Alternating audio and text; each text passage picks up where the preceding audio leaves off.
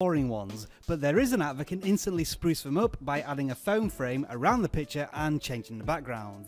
The app is called Screener, and this is how it works. Choose from a flat, 3D or minimal style and then pick your frame from those available. We'll take a 3D image of an Nexus 6P phone for this example. Next up, you'll want to add a screenshot, and you do this by pressing on the center of the phone and then choosing any picture from your photo gallery.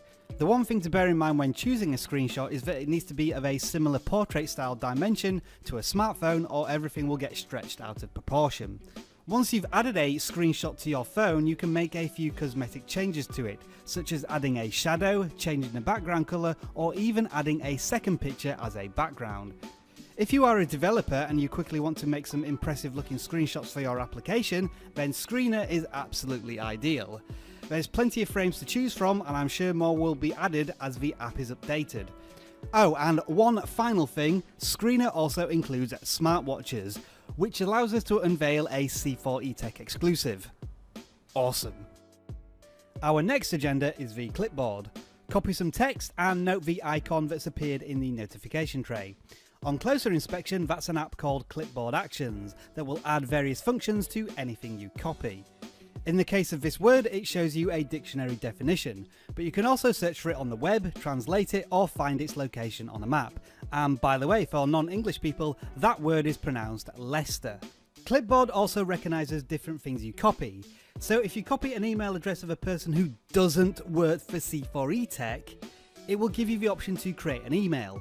For numbers, it will provide the option to ring that number or add it as a calendar entry. And to cap off this neat little application, it stores all your previously copied stuff until you delete them. Basically, this is copy and paste, and search, and translate, and define, and share. Next up is an app that will help you stack up future tasks. Android has a tendency to redirect you immediately to links that you press on, but what if you could store them up for later, yet instant access?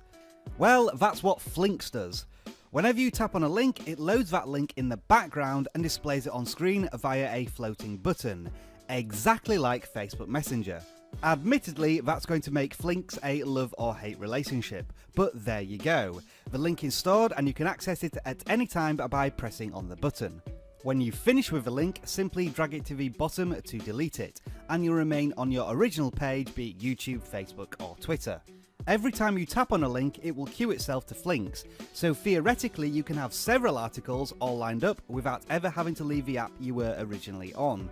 Better yet, I've just shared all of our C4eTech social media platforms, so don't forget to get in touch. Our next app is a battery saving app, but it saves battery in a somewhat unorthodox manner, and it only works on AMOLED displays like the Samsung Galaxy S phones. These screens have the ability to switch off any individual pixel displaying a black colour, and what Pixel Saver does is generate a mesh of black pixels across your screen in order to save battery.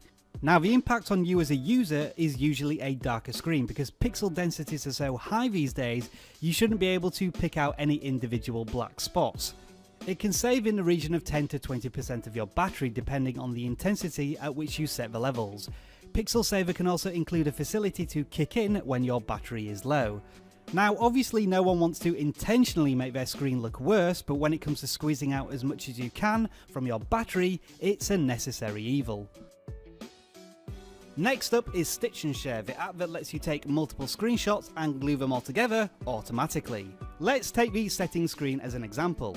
Simply take a screenshot as you normally would, and when you do, a Stitch and Share icon will be displayed in a notification tray, which means it's keeping an eye out for more similar screenshots.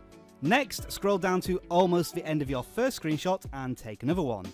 Don't worry about any duplication of images, as Stitch and Share will sort that out for you. Continue to do this for all of your screens and then head on over to the app itself, which you can do through the notification. You can preview the image here before pressing the share button, then selecting share file and saving the image to SD card. Once completed, check your photo gallery and you will see that all your screenshots have been merged into one long picture. Our next stop is Material App Showcase. This collates applications that use the material design language that Google has been pushing ever since Android Lollipop. Gone are those Wild West days when every Android app looked completely different. Now Material Design brings uniformity. It looks great and it represents that the app is quite up to date.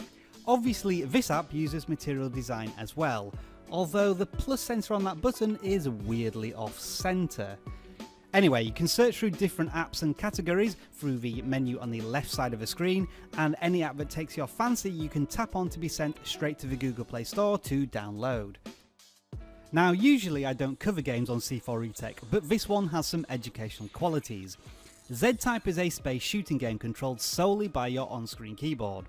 Words descend from the top of the screen and you blast them to pieces by typing out the word. Complete the word to destroy the enemy and type out all of the words to complete the wave and move on to the next one. It's a very simple premise, but an unusual one. Unless you were around in the mid-90s and were a fan of Sega, because you'll remember Typing of the Dead, where the heroes with keyboards literally strapped to their chests fended off zombie hordes by typing out the words enormous hair. Well, Z-Type at its heart is kind of the same thing, and it's a lot more addictive than you might think. As a training aid for a new smartphone with a new screen size, I can't think of a better way to learn whilst having a bit of fun. And don't forget to share your highest wave levels in the comments below. Mine's Wave 8. So there you have it folks, 7 apps to spring into the new season. I hope some of them find their way onto your smartphone. But since we have a little bit of time and the weather's so nice, let's have a bonus look at the planet that we live on. If you're a fan of Google Earth pictures and changing your wallpaper up every once in a while, then you don't need to look any further than EarthView Beta. It showcases the EarthView Android library, each one being a highly detailed 1800 by 1200 resolution picture that fits perfectly as a wallpaper for your mobile phone. There are more than 1,500 pictures available in this app, and by pressing the plus button in the bottom right hand corner you'll get several options, including the all important one that applies the current picture as your wallpaper. As always, thank you very much for watching C4eTech today. If you have any comments or opinions about any of the apps you've seen, drop them in the comments below. Enjoy the rest of your tech day. Bye for now.